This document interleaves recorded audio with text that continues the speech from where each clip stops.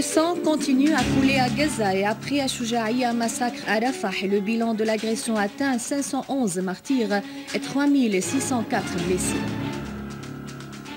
Des manifestations de colère dans nombreuses capitales européennes en protestation contre l'agression israélienne sur la bande de Gaza.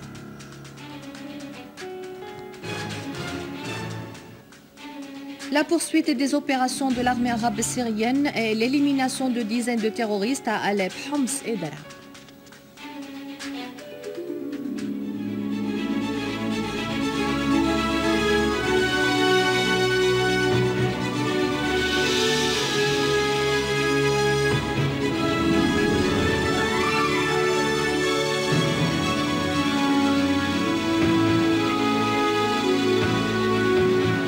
Les détails du journal, bonsoir.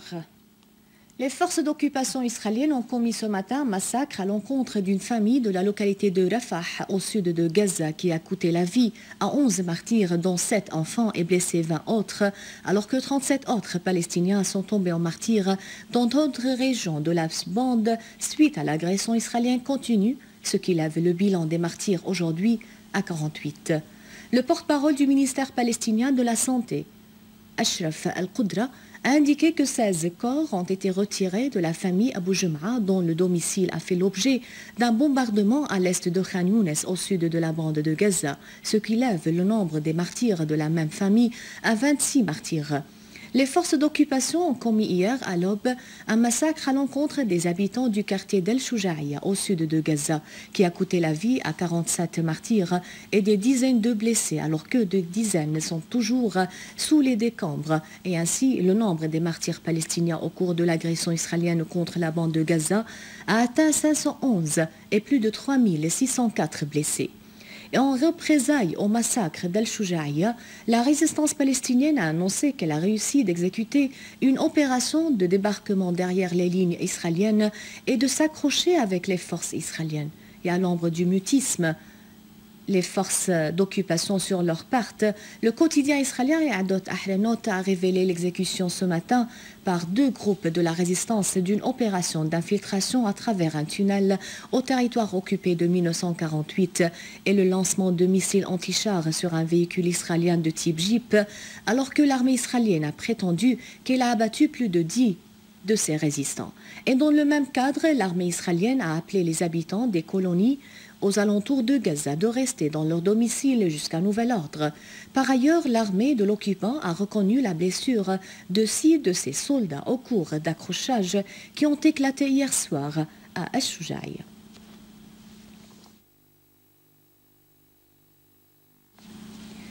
En signe de protestation contre l'agression israélienne et terroriste contre le peuple palestinien dans la bande de Gaza, de nombreuses manifestations imposantes ont été organisées dans plusieurs capitales européennes. Dans la capitale hollandaise, Amsterdam, des manifestations condamnant l'agression ont été organisées durant lesquelles des drapeaux palestiniens ont été hissés. Les manifestants ont réclamé l'arrêt de l'agression injuste et le meurtre des enfants innocents, dénonçant le mutisme international à cet égard. Dans la capitale suédoise, Stockholm, 1000 personnes ont défilé dans les rues contre cette agression, hissant des pancartes sur lesquelles ils ont écrit « Résister pour la paix ». D'autres manifestations ont eu lieu dans 2 villes autrichiennes, de Graz et de Liège. Le Conseil de sécurité s'est contenté d'exprimer sa vive inquiétude quant à la hausse du nombre de victimes du fait de l'agression israélienne persistante contre la bande de Gaza sans qu'il adopte une condamnation franche dans ce sens. Le Conseil a réitéré son appel d'enrayer immédiatement les actes militaires hostiles. Les 15 pays membres du Conseil ont souligné la nécessité, lors d'une séance à huis clos tenue hier, de respecter les lois internationales, notamment celles relatives à la protection des civils et d'améliorer la situation humanitaire à Gaza.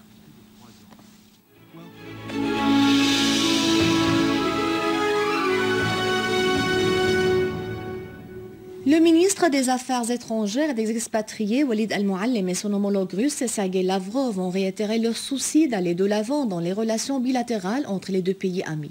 Lors de leur échange de 2 messages à l'occasion du 70e anniversaire de l'établissement des relations diplomatiques entre la Syrie et la Russie, Al-Mouallem a indiqué que la Syrie, direction et peuple, perçoit avec beaucoup d'estime et de gratitude les positions historiques de la Russie fédérale sous la direction du président Vladimir Poutine, appuyant la Syrie face à la guerre universelle déclenchée par des parties internationales et régionales.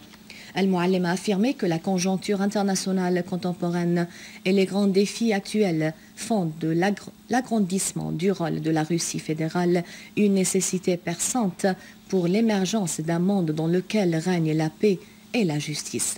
Pour sa part, Lavrov a affirmé l'appui de son pays à la souveraineté de la Syrie, à son indépendance et à son intégrité territoriale et sa tenue aux côtés du peuple syrien. Lavrov a affirmé que les contacts politiques, économiques et humanitaires entre la Russie et la Syrie ont une histoire glorieuse et riche et que ces contacts se développent avec succès dans le cadre des relations entre les deux pays depuis les années 40 du siècle passé, où la Russie était le premier pays qui a reconnu l'indépendance de la Syrie.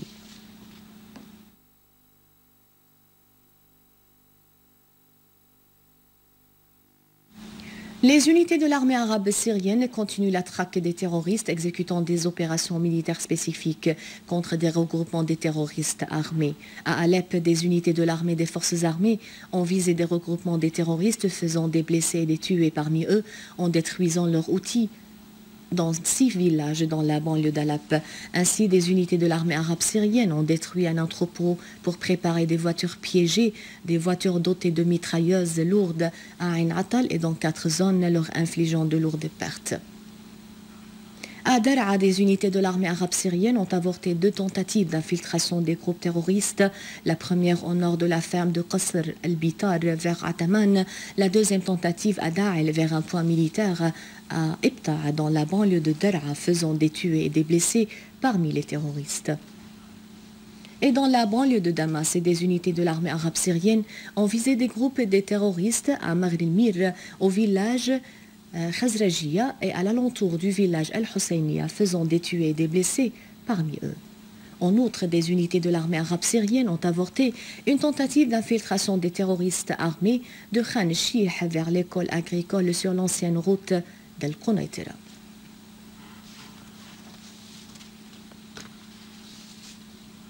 À la fin de ce journal, un rappel des titres. Le sang continue à couler à Gaza et après Al-Shuja'iyya, un massacre à Rafah, le bilan de l'agression atteint 511 martyrs, 3604 blessés. Des manifestations de colère dans de nombreuses capitales européennes en protestation contre l'agression israélienne contre la bande de Gaza.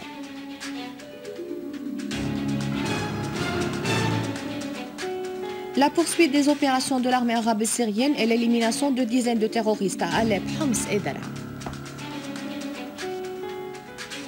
C'est la fin du journal, merci de l'avoir suivi. À rappeler, je pouvais consulter le site internet syriaonline.sy pour revoir ce journal et davantage d'informations. Merci de votre fidélité, au revoir.